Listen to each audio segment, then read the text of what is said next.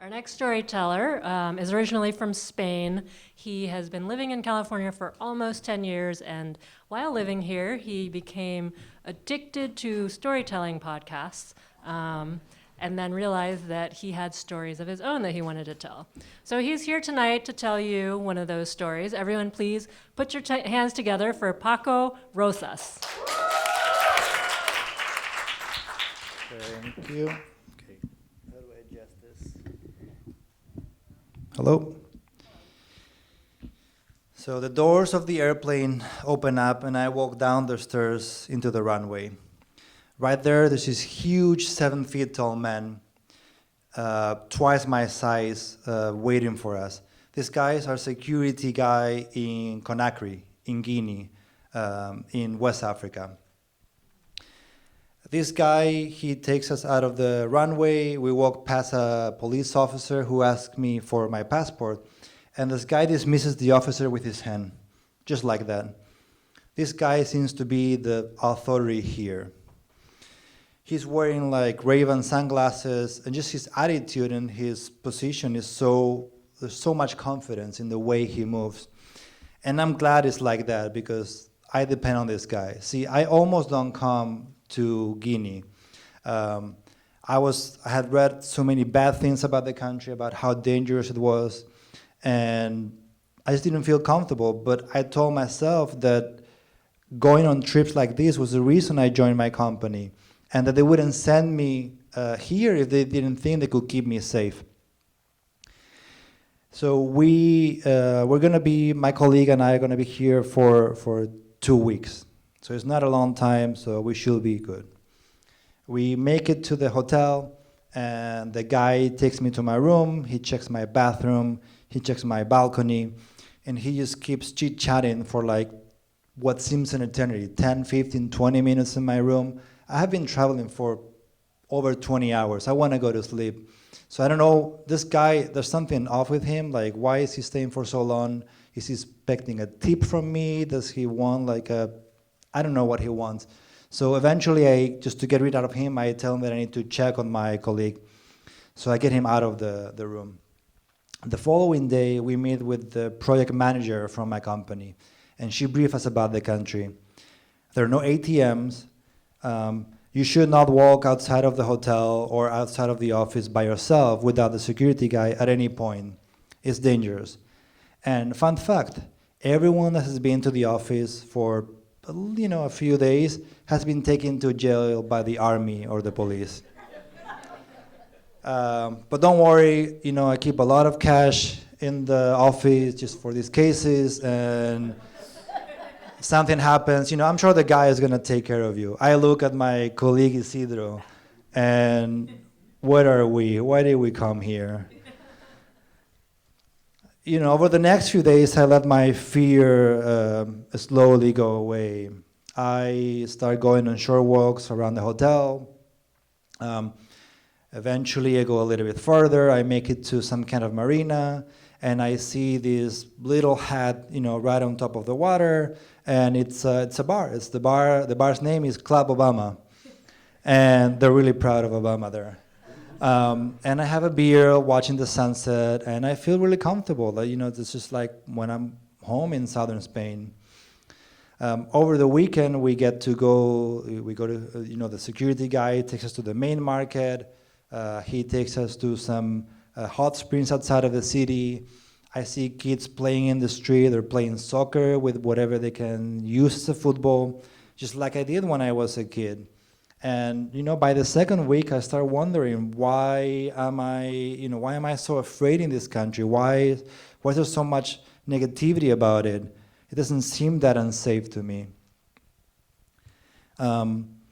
Then one day on our way to work, we see a group of people, a mob of people, right behind this guy, and they're screaming. And this guy had his hands tied in his back, and he's bleeding out of his mouth.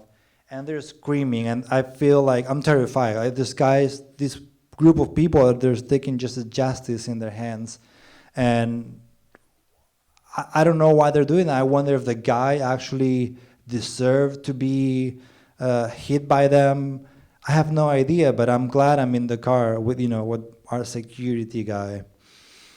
One day we've been working all day, and the guy asks us, "You guys want to have some fun?"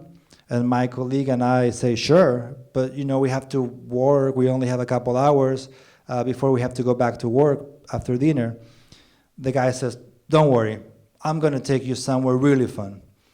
So he takes us to MLS, which is the fanciest nightclub in town. When we arrive there, it's not even nighttime. And we get in, and it's completely empty, except for these beautiful women that are obviously prostitutes.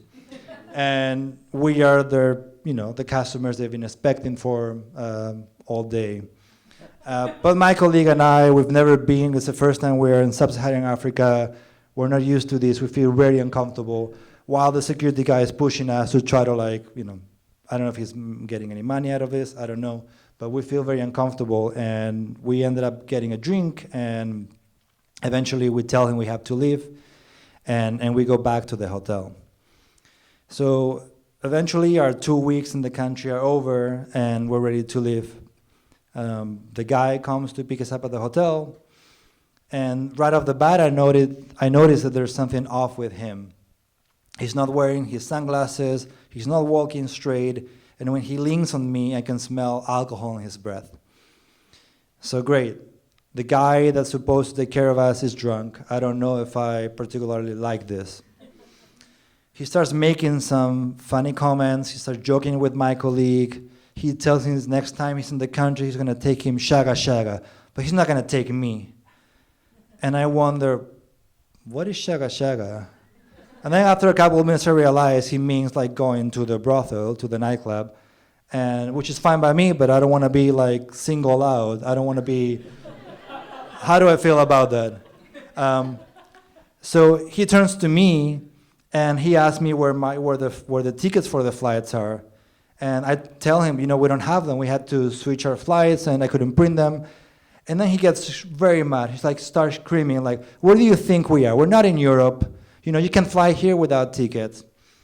So at that point, I worry that, with the next flight is in 3 days, what if we cannot leave? I don't like the attitude of this guy. I want to get out of here. We get in the car, we head to the airport, and after 20, 30 minutes, we get stopped by the army. So the army starts, there's 2 guys, 2 soldiers knocking on each side of the car with their rifles. And I look at my colleague, Isidro, and Isidro, I don't know if we're getting out of the country. And they tell us to roll down our windows. They're making some funny comments, some funny smiles. I don't understand what they're saying.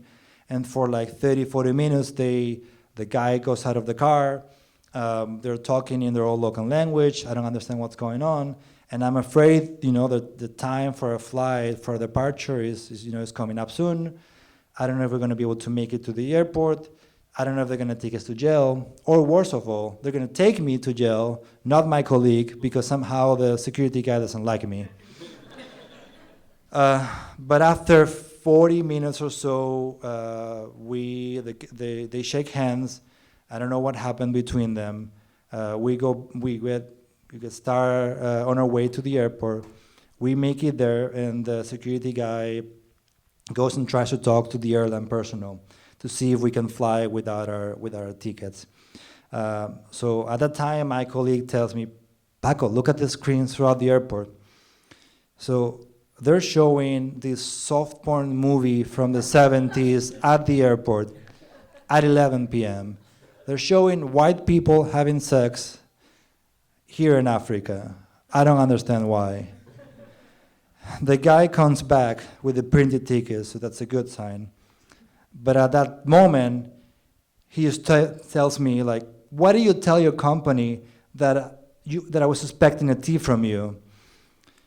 Then I realized that I had briefly mentioned my company about how awkward the situation had been on the first night. Somehow they must have complained to his boss, but they waited for 2 weeks, and now this guy is mad at me. Exactly what I need. Then I catch another glimpse of the screens, and they're showing a slow-moving knife slowly stabbing a woman in her stomach and I have to go to the bathroom right away.